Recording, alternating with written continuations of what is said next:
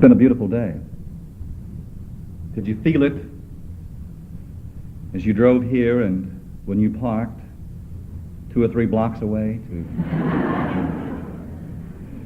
We have a large parking area called Coram and Queen.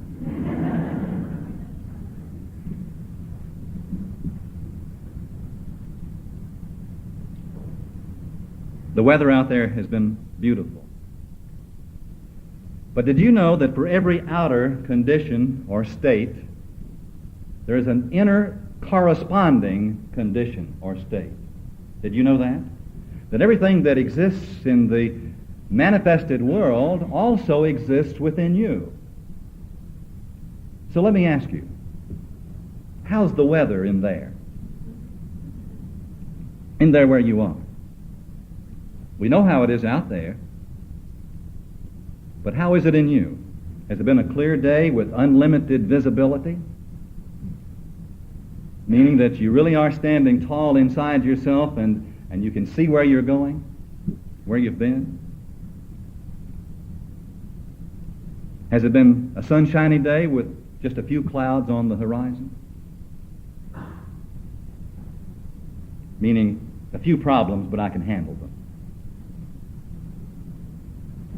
Has it been overcast? Gloomy? Meaning, I've been depressed. Or have there been thunderstorms? Meaning, I've been angry and resentful, and I got them told. You see, man in his human nature does not control his inner weather, does he? No, his inner weather is like the weather out there over which we seem to have no control. And it's cloudy or sunny, and we seem to be at the whim of conditions that exist inside ourselves. But did you know that there is a self of you that has dominion over the weather? You bet. If you don't believe it, read the first chapter of Genesis, and that'll help a bit. You've been given dominion, not only over outer things, but especially over inner things. The word Lord is a word that one time would have been enough to have caused me to go right through that door. Do you know what it means? It means your spiritual nature. The Lord of your being is your spiritual nature. Your own spiritual nature. It is not an outer ruler that has been established to control you and to which you must conform. The Lord is your spiritual nature. It's the law of your higher being. And in that spiritual nature, the weather is perfect all the time. Do you believe that? It's there. The order or the weather of that higher nature that is yours and mine is perfect health, perfect harmony, perfect supply, success, and great joy and satisfaction and peace. And it is all of these things happening to us all of the time. There already exists in you the higher law of your being, and the only thing that is necessary for us to do is to make conscious contact with the Lord of my being, my spiritual nature, to begin to establish my identity in that nature. But somewhere along the way, we must make up our minds to adjust ourselves to that law rather than trying to get it to adjust itself or to come down and accommodate itself to us. You see, we've been trying to get the higher to settle down and make the lower happy, but he won't do it, will it? If it did, we wouldn't be here.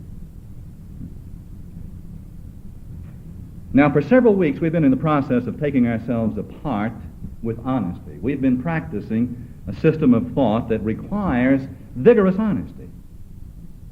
Because honesty is the first step in the healing of any side of life, be it the body or human relations or supply. Whatever it is that we need, we can be healed of that need. But honesty is the first step in that direction. Ask yourself if you believe right now that you can really demonstrate that higher, more perfect self in every area of your life. And as you ask yourself this question, be very honest. Because if you're not careful, you'll lie to yourself. You've been known to lie to yourself. Did you know that? You bet. It's a funny thing about us, how we lie to ourselves about things, about what's going on inside ourselves. And some of you have come to me in recent weeks, especially since we've been taking the inventory, with great astonishment at what you've been discovering about yourself. But there's a tendency for us to believe things about ourselves that are not true, and about the weather outside. But we believe things about the weather inside that just aren't true at all. Let me ask you this.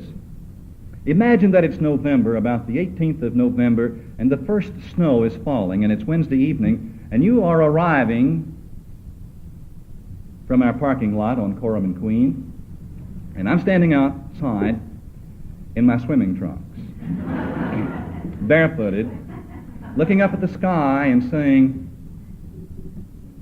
sure is nice and warm out here. How many more lectures will you attend?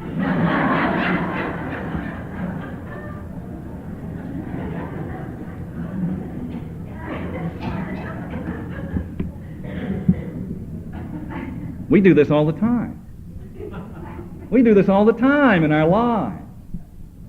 And other people see us, but we don't see ourselves.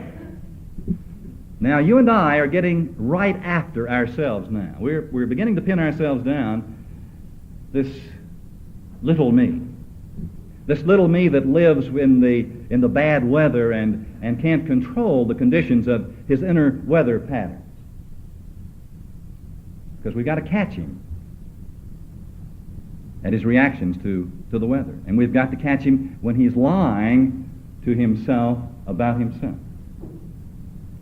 And as we begin to unfold, and by practicing these principles, you can be absolutely certain of one thing, that with each experience wherein that you find something within yourself that can be released, that can be changed, you will find that a corresponding good will come in to take its place.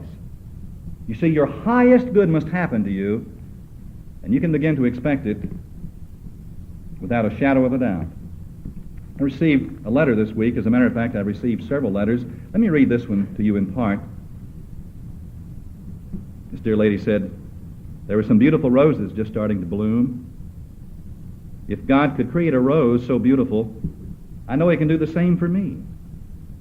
A rose has to come into bloom. And if I am God's rose, then I too must come into the fullness of my bloom. So you see, I know that there's hope for me. I know that one day I too will bloom as beautiful as the rose that I'm looking at right now. It's so gorgeous. Roses are my favorite flower. This last week I've been feeling down, ready to give up, when bingo, my friends are there to give me the boost that I need. It's always that way with roses. You'll see them begin to droop because they need a little watering, and a friend comes along and they come to life again. The 12 steps, the system of growth and unfolding that you and I have been using, is the way for a seed to become a rose. It's an ancient system of thought, but it's a usable system of action or growth. Now, what happens when you plant a seed? And you can say, well, roses don't come from seeds. You cut off slips and plant them. But we're talking about seeds and roses. And even a slip is a kind of seed if you want to get technical about it. A seed must change its identity. It must become willing to burst open. It must become willing to destroy itself. Because if it's ever going to flower, it must die. And it must provide for a time the nutrient on which the flower or the plant will feed. Did you know that a plant for a short time eats the substance in a seed in the very same way that a chick eats the substance in an egg. An egg is a seed, and the chicken feeds on that which is within the shell until it's ready to break forth that shell.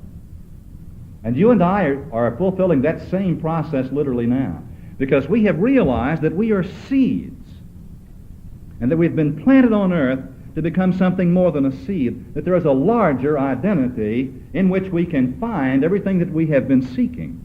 But in order to find it, we must give up the old identity, which is a grubby little seed. Who wants to be a seed all of their life? But remember that a seed must be willing to burst open and to change. A rose has a much greater identity than a seed, does it not? And a rose can do things that a seed can't do, and it can give of itself in a way that a seed cannot give of itself. Which would you rather be, a seed all of your life or an unfolding rose? That's why we're here. Let me give you a quote by Sam Shoemaker, an Episcopal bishop, who was a former leader of the Oxford movement, the movement that used these same steps in principle. And he was a friend of AA in its early days, helped to found that great healing organization. And he's talking about these people that he was working with who were practicing these same steps. And he said, these are people seeking and in conscious need. Everybody's looking for more insight and help. They're pushed by their need. They're pulled by the inspiration of others who are growing, roses that are growing. They're a society of the before and after with a clear line between the old life and the new. This is not the difference between sinfulness and perfection, but it's the difference between accepted wrongdoing and the genuine beginning of a new way of life. He said, how about the average churchman? And he quotes Jerome Ellison in Jerome Ellison's report to God, and in his report to God, Ellison is saying, "Oh God, I began to see that many of the parishioners did not really want to find you because finding you would change them from their habitual ways, and they did not want to endure the pain of change."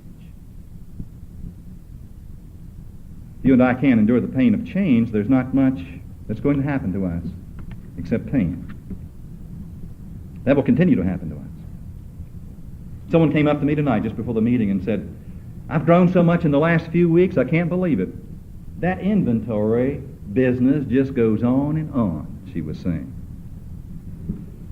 And if you've been taking your inventory, you've been in the midst of an astonishing awakening and reevaluation process of your life.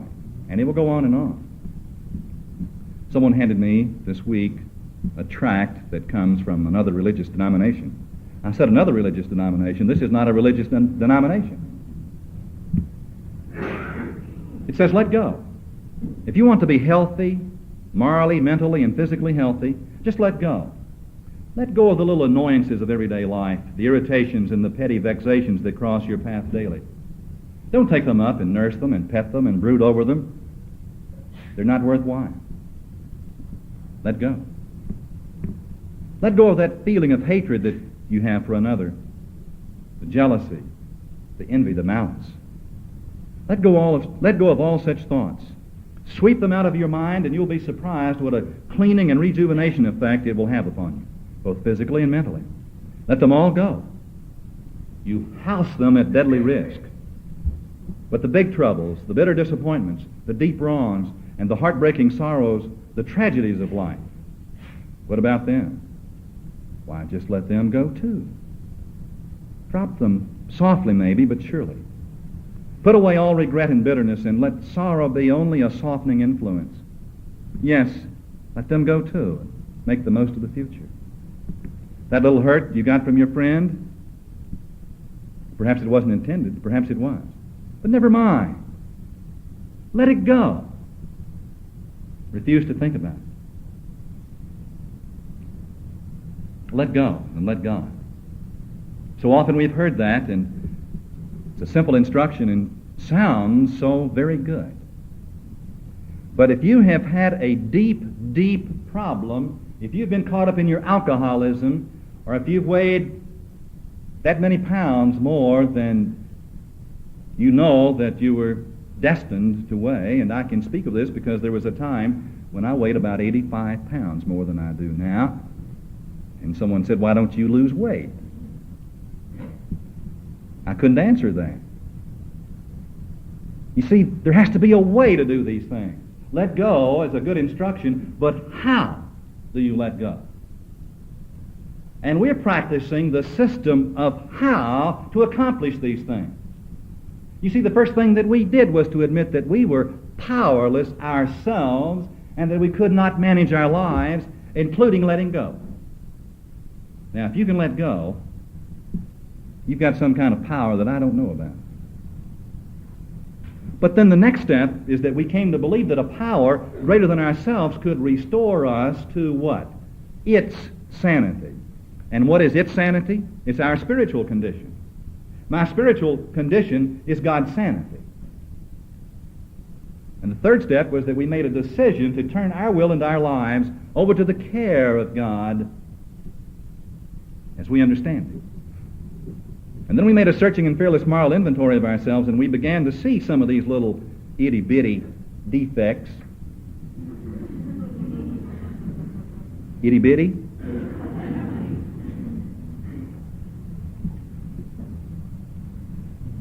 And then we became willing to admit to God, to ourselves, and to another human being the exact nature of our wrongs. And I hope you've brought your inventory along until it's at the point that you're ready to get into that fifth step. But if not, continue to take your inventory until it's complete. And we've got time. In these 12 weeks, we'll all get there together, just right. The timing will be perfect. We admitted to God, to ourselves, and to another human being the exact nature of those things we had discovered about ourselves. Then we became entirely ready to have God remove all these defects of character. Then we humbly asked Him to remove our shortcomings. And now we're up to step number 8. But before we get into step number 8, let me tell you that we've been practicing a system of thought that is very powerful, but that is somewhat painful and very confusing to many truth students, to many people that have been around unity for many years. You see, they've been taught to deny the existence of error. A letter that I received from a lady today brought up this question. She has been in Unity and Alcoholics Anonymous and has been finding some confusion between the two systems when there really aren't two different systems at all. And she said, any thought upon which you put your attention will become active. So do not make the mistake of recalling negative experiences. The rule should be concentrate only upon what you desire, never upon what you wish to lose. And a quotation from Paul said, but one thing I do, forgetting the things that are behind and stretching forward to the things which are before. Well, forgetting in this sense does not mean what we have thought. It does not mean ignoring. My friend, you can never ignore any of these bricks in your bucket. They're going to be in that bucket. So forgetting them does not mean ignoring them. It means making your peace with them, getting rid of those things, putting the dust off of our shoes. She said, I've sat in a revival meeting and seen converts called to the mourner's bench to wail over their past sins. Did Paul do anything like that? He decidedly did not. He dropped all the old ideas completely out of his consciousness and put all of his powers to work for the goal and so forth. That's exactly right. He dropped all of the old ideas out of his consciousness. But he knew how. He did not say they were not there. A denial does not mean that we say that the problem does not exist. Try that with a broken leg sometime. No, it says that this condition does exist, but I'm going to take the power away. It can only exist because I have said yes to it in a former time. So I must say no to the things that I have said yes to. In Lessons in Truth, I go to the lesson on denials. Some people who during the last few years have been making a special study of the mind find it a fact that a certain wrong or false beliefs held by us are really the cause of all our problems, physically, moral, and financial. They have learned that wrong, or as they call them, error beliefs, arise only in the human mind. Not in our spiritual mind. In our spiritual mind, there is no error or sin. It's only in the human mind that it exists. So actually then what I am denying is my human condition. No longer am I defending my human condition, and that's what we've been doing all the time. We've been saying that human nature is quite good. It's quite bad, friends. But there's another nature inside that is eternal, that is quite good.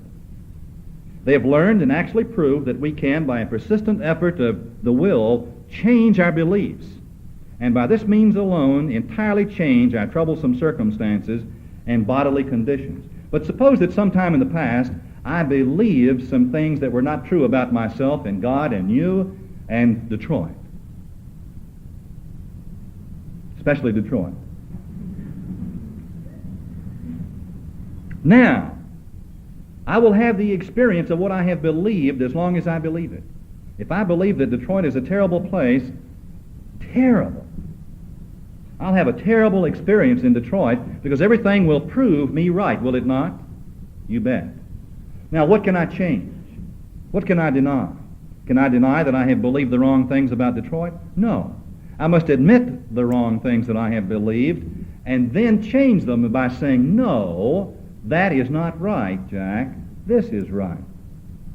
I can change my mind, but I can't change my mind if I insist on believing what I believe.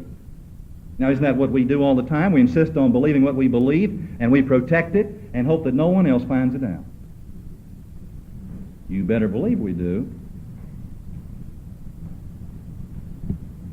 So, we can change what we think, and in the process of that change, everything in our lives will change. Oh, will it ever change? Now, on a job application blank, there was this question. Have you ever been arrested? And the applicant put down, no. And the next question was why? Meaning,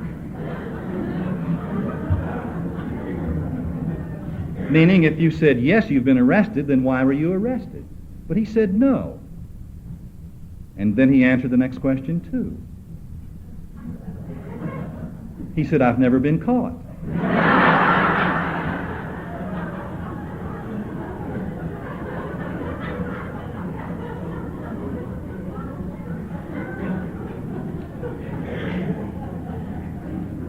I can tell you I've never been arrested. Never have. I never got caught. First thing I saw this morning as I pulled out into Jefferson Street was the bluish-green lights of a police car. Not behind me, but had just stopped a car that passed. The guy had been caught. He had been caught by radar, by the police.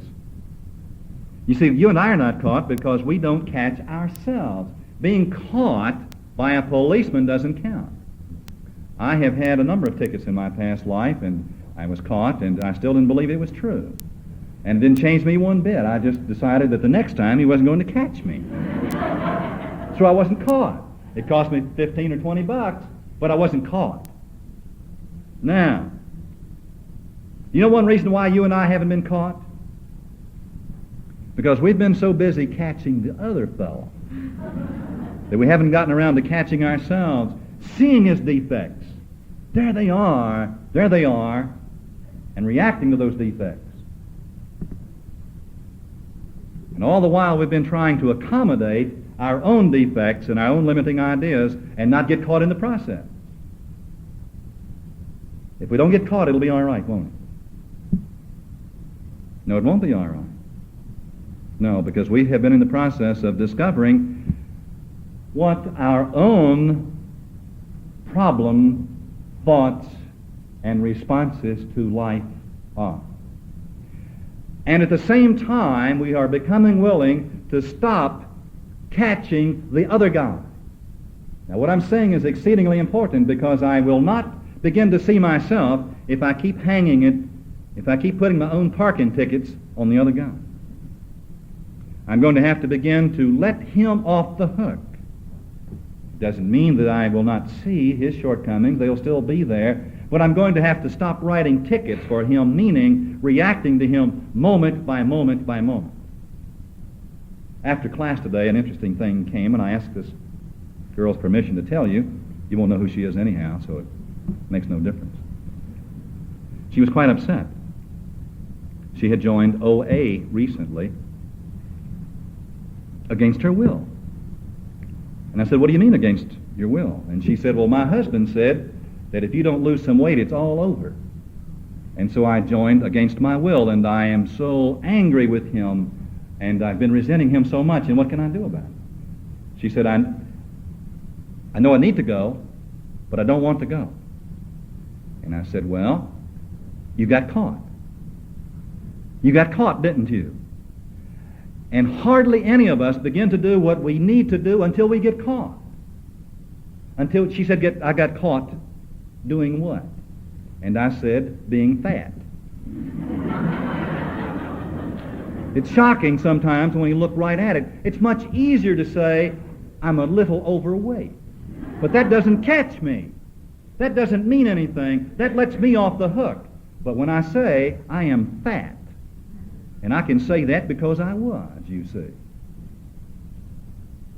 then I am caught, and I am shocked, I am stunned by that.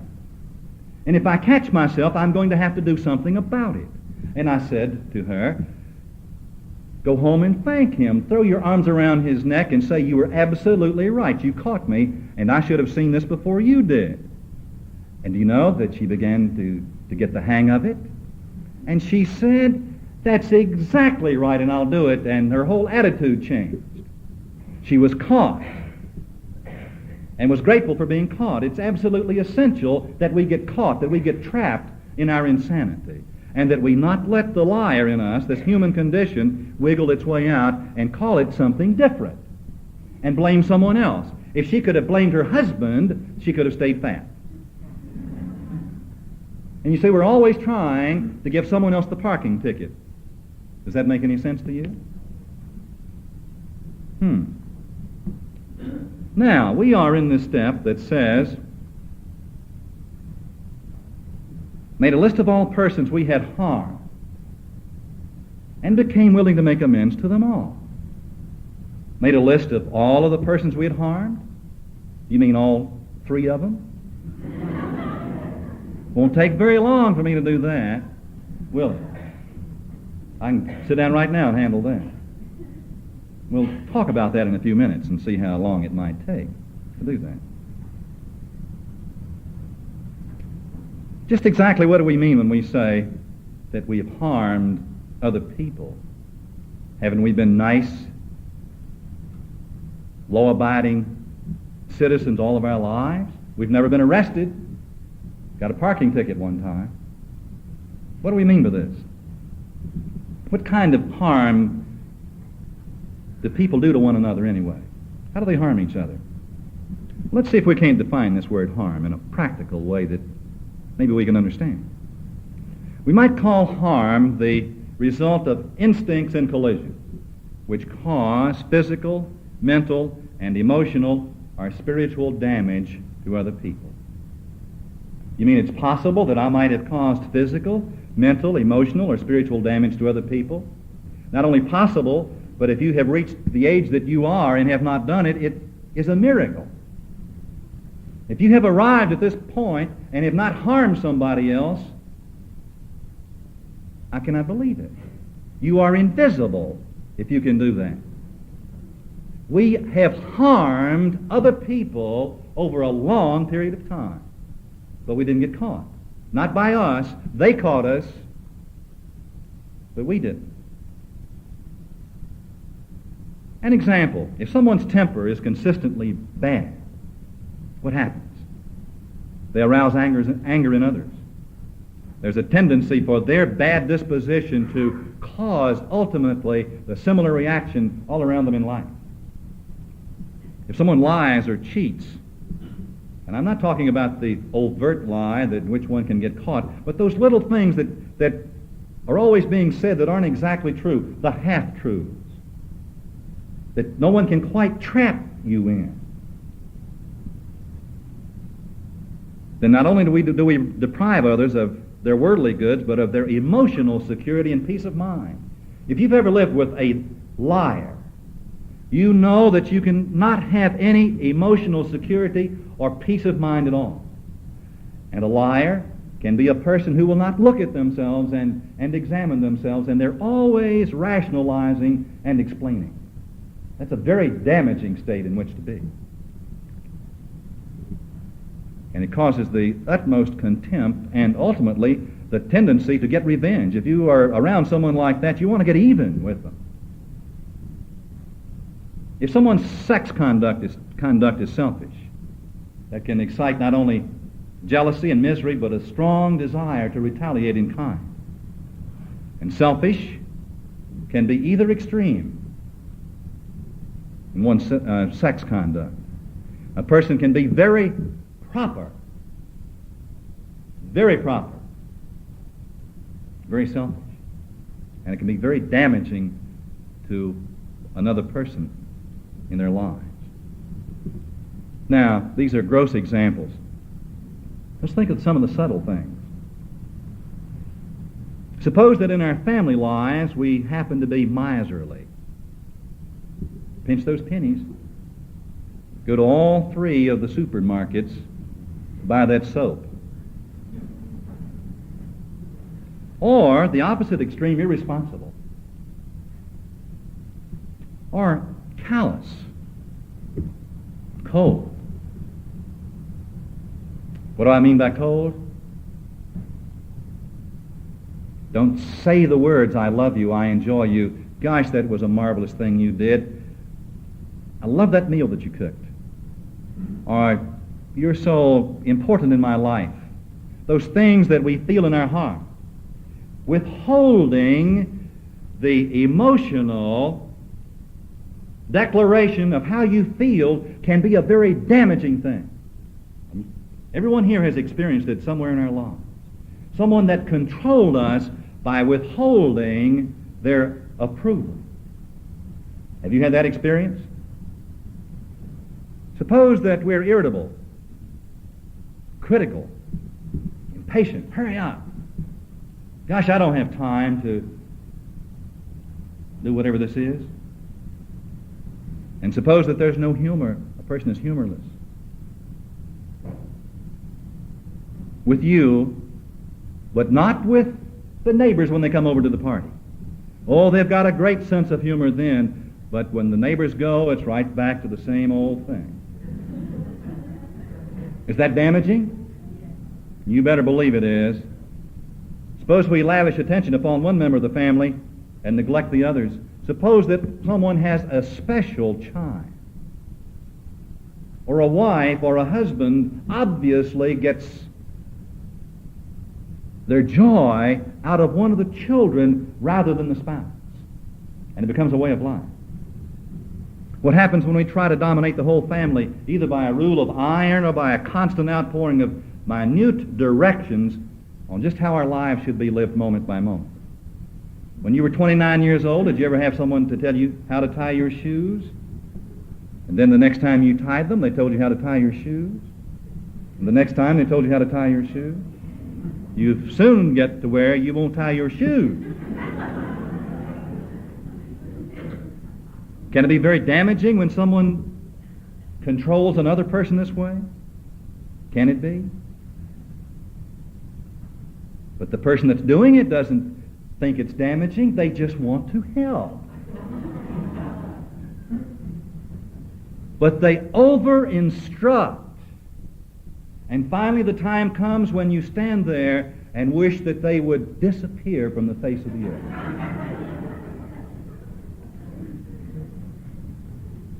Lots of these people are in the spiritual life, reading all the books and coming to all the classes, but they haven't caught themselves doing these things yet until they took their inventory. What happens when we wallow in depression?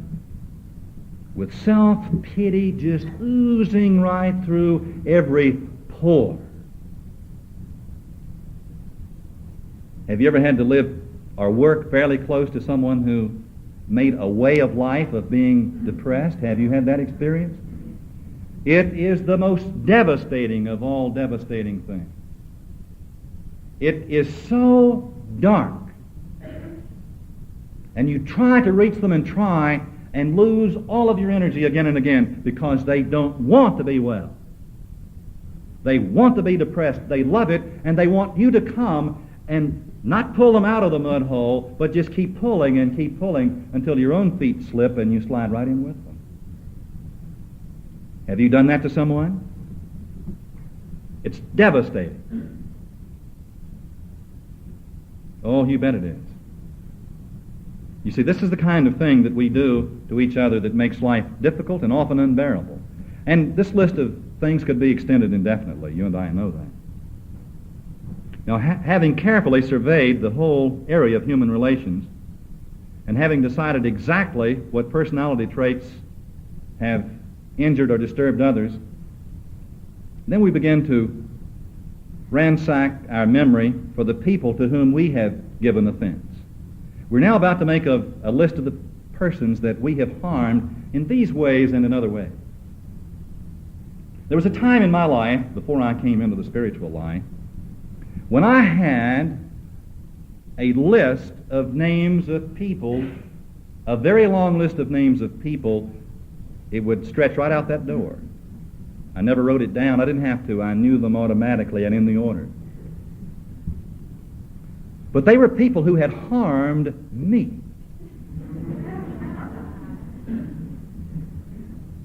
And Garnett's name was at the top. You bet. And so I came into this system of thought and began to practice it, and I wasn't very far into it, about as far as we are now. And one day I saw it, make a list of all persons who have harmed you. And then I said, no, that's not right. I read it wrong. Made a list of all persons I had harmed. And I didn't like that so pretty good because it didn't seem to me like I had done that much damage. And I sat down and started thinking about it, and my list grew longer and longer and longer and longer and longer and longer. And then when I held it up to the light, guess what? It was the same list I had before. It was the list of all the persons that I thought had harmed me. And Garnett's name was at the top. Of all the people that I had harmed, the person that I thought had harmed me the most was the one that I had harmed the most. And I was absolutely amazed when I saw that. You see, to put a finger on the people standing nearby when we begin to make this list is not very difficult. But then with the passage of time, it begins to stretch out, and there will be some people there that you've harmed somewhat. Maybe they didn't even know it, but they have to go on the list. Made a list of all persons we had harmed and became willing. Now this is the principle that's going to separate the men from the boys. And that includes you girls. Became willing to make amends to them all.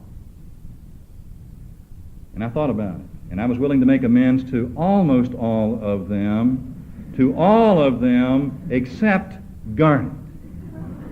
How could I make my amends to Garnet after all that he had done to me? How could I become willing to do this? It said that for my sanity, for my spiritual growth, I had to become willing to make amends to Garnet. And this was one of the most difficult things that I have ever had to do in my life, because I had spent so much time becoming willing to eliminate Garnet, not make amends to him. And I had to reverse the process. And I wondered, how can I do it? And one day, Spirit gave me the solution, how I could do it. I was looking at my son, Alan, whom I loved, 2 years old, and the day he was born, he had a smile on his face, and I don't think it's left since. And I just loved him, and I was just loving him, and suddenly the idea came, love Alan and switch it to Garnet. You know, get the feeling going of loving Alan, and I did, and I just loved him so good, and I switched it to Garnet, and it quit.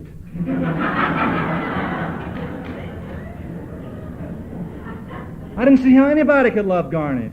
No one loved Garnet.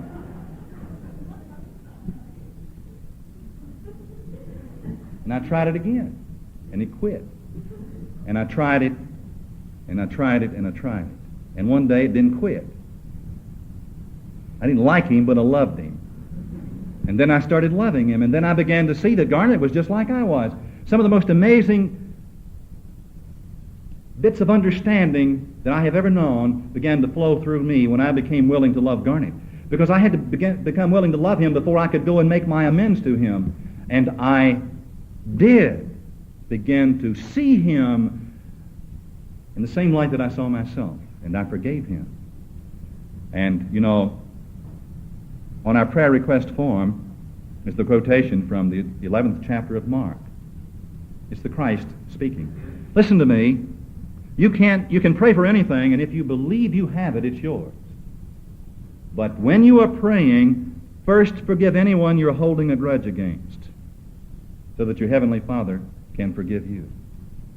If we're going to fulfill the spiritual condition of our lives, then this willingness to make amends is an act in the direction of forgiveness. The willingness to go to that person and not say one thing about what they had done to us. You see, when I first had this list, I was willing to go to Garnet and say, Garnet, I want to make my amends to you. These little things I've done, but I wouldn't have done them if you hadn't been such a so-and-so. See, in the beginning, I didn't want to make my amends at all. I wanted to get even. I wanted to continue that vendetta that I had. And I saw that I could not do that. That side of my consciousness had to be eliminated in its entirety. And I continued to pray and to love this man. And one day, in the fall of 1953, driving an old second-hand car that didn't belong to me, a new Oldsmobile, or Buick, I can't remember which, passed me. Right off the showroom floor. The new model just introduced. And as it was passing, I thought, that's the most beautiful car I've ever seen in my life. Gosh, I've never seen a car like that. Look at this old trap I'm in. I'd love to have a car like that. Got out just in front of me. Guess who was driving it? Garnet. And guess what? I was so glad that Garnet had that car that tears ran down my cheeks. And before I would have wanted to have driven him off the road. A short time later, I went to Garnet and I made my amends to him, and I told him how sorry I was that I had misjudged him and that I had gone to other people and had damaged his name, and that I would go to them, each and every one, to the best of my ability and correct the damage that I had done. And I did that to the best of my ability. And a short time later, Garnet had a heart attack and died. When you and I are practicing the spiritual life, when we are practicing these steps, you'll find, if you will practice them, that you'll be at the right place at the right time to take the right action in the unfolding of your life. Make this list of all of the persons that you have harmed before you become willing to make amends. If you have to examine that, you might leave a Garnet off. That might cost you a great deal. And this week, after you've made the list, as honestly as you know how, become willing to go to them and admit that you have been caught, that you caught yourself, that you have caught yourself in a course of action that is not seemly, that you're willing to correct it in any way possible. Now, next week we'll talk about how that action can be taken in your life. This week, it's the willingness. And if you do this, this will be one of the sweetest and most beautiful weeks that you've ever lived. And I promise you something. The sky will begin to clear. I don't mean in Detroit. I mean in you. Have a good week and a good spiritual life.